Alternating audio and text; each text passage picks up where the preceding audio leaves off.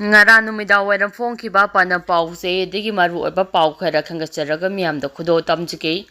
High Court ke order ngak tabagi mayokta amu hana court wakatlagani elbow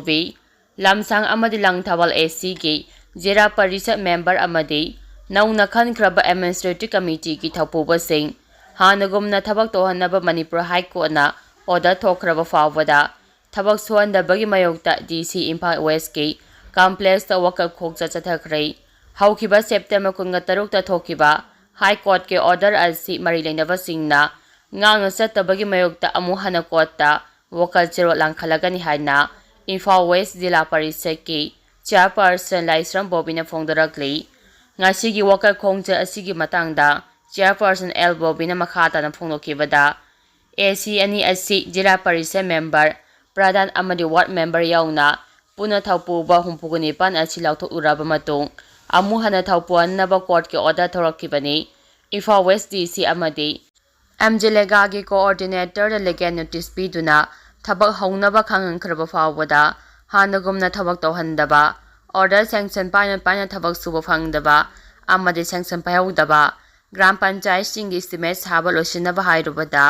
department gi makedi gi yaraktaba kaya asina khoisaungnaraba job card holder singna ngasi gi wakal khongjang asi changsilakpani hauju oiriba lamdama sigi sel thumgi fibam aside MJLega gi makhada pirakliba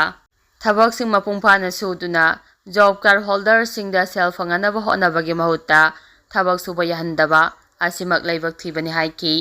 scheme asigi makhada Churachandpur district ta sada 70 hena thabak sukraba fawbada tampaki mafamsingda sada kungamato ilarambadegi taraga humdoida hantharakli thabak sudabana maram oiraga AC ani AC gi job card holder singna thengnariba awabasing asi yenglaga atuba matamdagi mausagumna thabak mapungphana paikhaipang amhanbiu haina mahakna mari leinaba singye pungning chingsinggi makha tarapa pauda police ta wakatpa chaluba miyoi amma furakpa yaningdei sadam sanjabam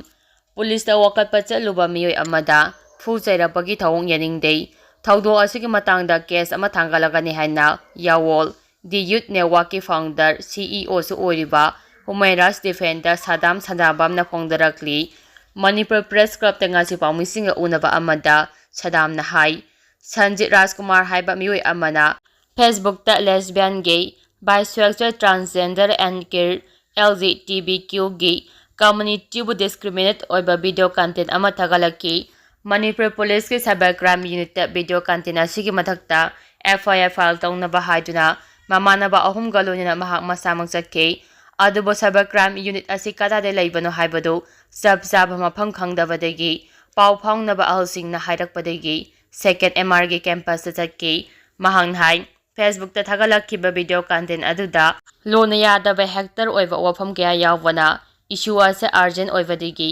ngarang ahing noyai matung pungkhairam tawada FIR file tawduna mari leinaba police department da chatlubani adubo second MR yawada cybercrime unit lei hariba mafam adudi mai imamamduna miyoi amata lalamkidei mafam aduga thangnaba building amada mai thanduna miyoi khara leiba ubadagi changchingki miyoi sing aduna cybercrime unity asomdani FIR fine adu kona tawro hairakki serious oiba issue ni yaragadi haujima adum FIR file tawjage haina taksilubadagi gate manungda leremba miyoi ahum lom thonglaklaga khut tharakkibani masidana tana karem kathainaba thong ke asu satharakki mari leinaba authority na thawdo asida chenariba miyoi sing thidokpiu matik chaba lokhapam thokpa action lokhapiu thawdo asigi matangda case amasu thangalagani lonina community amabu sokpa yaba video content semliba miyoi asigi mathaktasu chaba case ama thangatkani haiki makha tara poina kangla paugi editorial gi paugda miyamda khudo tamjike ajawa kanglupna apipa kanglup yosinaba honaba Manipur da maching yamba kanglup community singna maching yamjadaba apipa community singbu yosinaba honabagi thawong laikliba asi leibak thibani ajawa kanglup na apipa kanglup singi sakta muthatlaga ajawa kanglup ta onthokpa haibasi apipa kanglup adugi mahausadagi sagonarakliba lon chanabi amadi phije laiteng punamak malem gi leimadigi kangkhul muthatnaba honaba khwaidagi tamthibali chani kanglup amagi saktam amadi kangkhul muthatpa haibasi miyoiba khunagi mathakta chathaba lichat oibana ꯑꯁꯤꯒꯨꯝꯕ ꯃꯈꯜꯒꯤ ꯂꯤꯆꯠ ꯄꯨꯕ ꯃꯤꯑꯣꯏ ꯐꯨꯔꯨꯞ ꯅꯠꯇ꯭ꯔꯒ ꯀꯥꯡꯂꯨꯞ ꯑꯗꯨꯒꯤ ꯌꯦꯂꯧꯃꯤꯗ ꯃꯥꯂꯦꯝꯒꯤ ꯃꯤꯌꯥꯝꯅ ꯂꯦꯞꯐꯝ ꯊꯣꯛꯏ꯫ ꯑꯆꯧꯕ ꯐꯨꯔꯨꯞꯀꯤ ꯃꯤꯑꯣꯏꯁꯤꯡꯅ ꯑꯄꯤꯛꯄ ꯐꯨꯔꯨꯞ ꯀꯥꯡꯂꯨꯞꯀꯤ ꯃꯤꯑꯣꯏꯁꯤꯡꯅ ꯃꯈꯣꯏꯒꯤ ꯈꯌꯥꯛꯅꯨꯡꯗ ꯌꯣꯠꯁꯤꯟꯕꯒꯤ ꯊꯧꯗꯧ ꯑꯁꯤ ꯏꯝꯄꯔꯤꯌꯦꯂꯤꯖꯝ ꯑꯃꯁꯨꯡ ꯅꯤꯑꯣꯀꯣꯂꯣꯅꯤꯌꯦꯂꯤꯖꯝꯒꯤ ꯂꯤꯆꯠꯇꯒꯤ ꯍꯦꯟꯅ ꯇꯝꯊꯤꯕ ꯍꯤꯡꯆꯥ ꯌꯥꯏꯐꯕꯒꯤ ꯃꯆꯠ ꯆꯦꯟꯕꯁꯤꯡꯅꯤ ꯂꯧꯏ꯫ ꯃꯥꯂꯦꯝꯒꯤ ꯇꯣꯉꯥꯟ ꯇꯣꯉꯥꯟꯕ ꯂꯩꯕꯥꯛꯁꯤꯡꯗ ꯑꯄꯤꯛꯄ ꯐꯨꯔꯨꯞ ꯅꯦꯁꯟ ꯀꯌꯥ ꯂꯩꯔꯤ, ꯃꯈꯣꯏꯁꯤꯡ ꯑꯗꯨꯒꯤ ꯉꯝꯈꯩ, ꯂꯣꯜ ꯃꯌꯦꯛ ꯂꯥꯏꯅꯤꯡ ꯂꯥꯏꯁꯣꯟ ꯂꯩꯖꯕ ꯉꯥꯛꯇꯅꯤ꯫ ꯑꯁꯤꯒꯨꯝꯕ ꯑꯄꯤꯛꯄ ꯂꯩꯕꯥꯛꯁꯤꯡ ꯑꯗꯨꯒꯤ ꯌꯦꯂꯧꯃꯤꯁꯤꯡꯕꯨ ꯑꯆꯧꯕ ꯂꯩꯕꯥꯛꯁꯤꯡꯅ ꯈꯨꯗꯨꯝ ꯆꯟꯁꯤꯟꯗꯨꯅ ꯃꯈꯣꯏꯒꯤ ꯈꯌꯥꯛꯅꯨꯡꯗ ꯌꯣꯠꯁꯤꯟꯅꯕ ꯍꯣꯠꯅꯕꯒꯤ ꯃꯥꯌꯣꯛꯇ ꯃꯥꯂꯦꯝꯒꯤ ꯃꯤꯌꯥꯝꯅ ꯃꯤꯠꯌꯦꯡ ꯆꯪꯗꯨꯅ ꯊꯤꯡꯍꯧꯗꯕ ꯇꯥꯔꯕꯗꯤ ꯑꯄꯤꯛꯄ ꯂꯩꯕꯥꯛꯀꯤ ꯌꯦꯂꯧꯃꯤꯁꯤꯡ ꯄꯨꯝꯅꯃꯛ ꯃꯁꯥ ꯃꯁꯥꯒꯤ ꯁꯛꯇꯝ ꯉꯥꯛꯅ ꯍꯤꯡꯕ ꯉꯝꯗꯕꯒꯤ ꯐꯤꯚꯝꯗ ꯂꯩꯔꯛꯀꯅꯤ꯫ ꯂꯣꯏꯅꯅ ꯃꯥꯂꯦꯝꯒꯤ ꯂꯩꯕꯥꯛꯁꯤꯡꯒꯤ ꯑꯄꯨꯟꯕ ꯂꯨꯞ (UN) ꯁꯦꯝꯗꯨꯅ ꯂꯩꯕꯥꯛꯁꯤꯡꯅ ꯉꯥꯛꯅ ꯆꯠꯀꯗꯕ ꯇꯧꯔꯣꯏꯗꯕ ꯀꯥꯡꯂꯣꯟ ꯁꯦꯝꯕꯒꯤ ꯋꯥꯍꯟꯊꯣꯛ ꯂꯩꯍꯟꯕ ꯆꯨꯝꯃꯤ꯫ ꯑꯆꯧꯕ ꯀꯥꯡꯂꯨꯞꯅ ꯑꯄꯤꯛꯄ ꯀꯥꯡꯂꯨꯞꯄꯨ ꯌꯣꯠꯁꯤꯟꯅꯕ ꯍꯣꯠꯅꯕꯒꯤ ꯊꯧꯑꯣꯡ ꯑꯁꯤ ꯃꯅꯤꯄꯨꯔꯒꯤ ꯌꯦꯛ ꯁꯂꯥꯏ ꯂꯩꯕ ꯀꯣꯝ ꯀꯥꯡꯂꯨꯞꯄꯨ ꯏꯂꯤꯒꯦꯜ ꯃꯥꯏꯒ꯭ꯔꯦꯟꯠ ꯆꯤꯡ ꯀꯨꯀꯤꯖꯣ ꯀꯥꯡꯂꯨꯞꯅ ꯃꯈꯣꯏꯕꯨ ꯀꯨꯀꯤ ꯀꯥꯡꯂꯨꯞꯅꯤ ꯍꯥꯏꯖꯤꯟꯗꯨꯅ ꯌꯣꯠꯁꯤꯟꯅꯕ ꯍꯣꯠꯅꯕ ꯂꯦꯞꯇ꯭ꯔꯤ꯫ ꯑꯆꯧꯕ ꯀꯥꯡꯂꯨꯞꯅꯤ ꯍꯥꯏꯔꯤꯕ ꯀꯨꯀꯤ ꯀꯥꯡꯂꯨꯞ ꯑꯁꯤ ꯂꯝꯗꯝ ꯑꯁꯤꯒꯤ ꯌꯦꯂꯧꯃꯤ ꯅꯠꯇꯕꯒꯤ ꯃꯊꯛꯇ ꯌꯦꯛ ꯁꯂꯥꯏꯁꯨ ꯂꯩꯇꯦ꯫ ꯌꯦꯛ ꯁꯂꯥꯏ ꯂꯩꯕ ꯀꯣꯝ ꯐꯨꯔꯨꯞꯄꯨ ꯌꯦꯛ ꯁꯂꯥꯏ ꯂꯩꯇꯕ ꯀꯨꯀꯤ ꯀꯥꯡꯂꯨꯞꯅ ꯅꯝꯐꯨꯗ ꯀꯨꯀꯤ ꯀꯥꯡꯂꯨꯞ ꯑꯣꯟꯊꯣꯛꯅꯕ ꯍꯣꯠꯅꯕ ꯍꯥꯏꯕꯁꯤ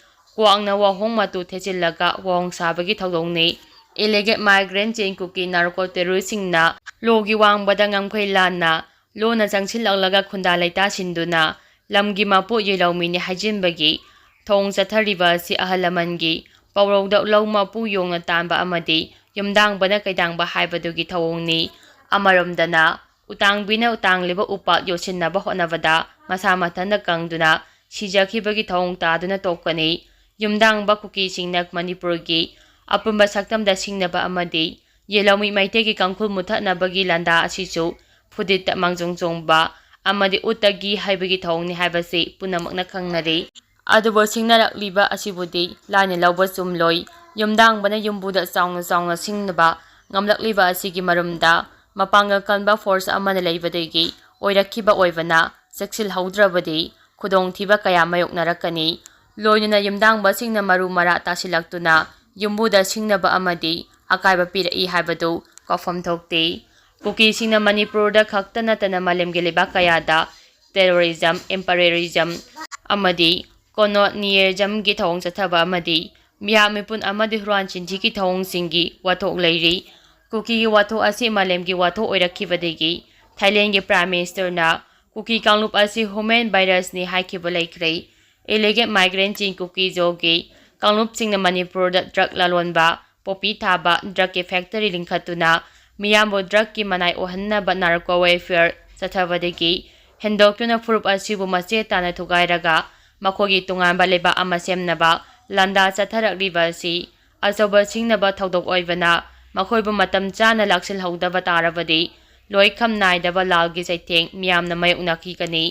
ꯀꯔꯤꯒꯨꯝꯕ ꯆꯦꯛꯁꯤꯜꯍꯧꯗꯕ ꯇꯥꯔꯕꯗꯤ ꯃꯅꯤꯄꯨꯔꯒꯤ ꯑꯄꯨꯟꯕ ꯁꯛꯇꯝꯗ ꯑꯀꯥꯏꯕ ꯄꯤꯔꯛꯄꯁꯨ ꯌꯥꯏ꯫ ꯑꯃꯔꯣꯝꯗ ꯂꯥꯜꯒꯤ ꯋꯥꯔꯣꯏꯁꯤꯟ ꯄꯨꯔꯛꯅꯕ ꯍꯣꯠꯅꯔꯤꯕꯅꯤ ꯍꯥꯏꯗꯨꯅ ꯏꯟꯗꯤꯌꯥ ꯒꯚꯔꯟꯃꯦꯟꯠꯅ ꯌꯣꯡꯂꯩ ꯃꯩꯔꯩ ꯅꯥꯏꯕ ꯊꯧꯑꯣꯡꯗ ꯌꯣꯡ ꯇꯥꯌꯦꯜꯒꯤ ꯊꯧꯑꯣꯡ ꯆꯠꯊꯔꯛꯂꯕꯗꯤ ꯀꯔꯤ ꯐꯤꯚꯝ ꯑꯣꯏꯔꯛꯀꯗꯒꯦ ꯍꯥꯏꯕꯗꯨ ꯈꯪꯅ ꯃꯅꯤꯄꯨꯔꯒꯤ ꯃꯤꯌꯥꯝꯅ ꯑꯄꯨꯟꯕꯒꯤ ꯁꯛꯇꯝ ꯉꯥꯛꯅꯕ ꯃꯇꯝ ꯄꯨꯝꯅꯃꯛꯇ ꯑꯆꯦꯠꯄ ꯈꯣꯡꯐꯝ ꯑꯃꯗ ꯂꯦꯞꯐꯝ ꯊꯣꯛꯏ꯫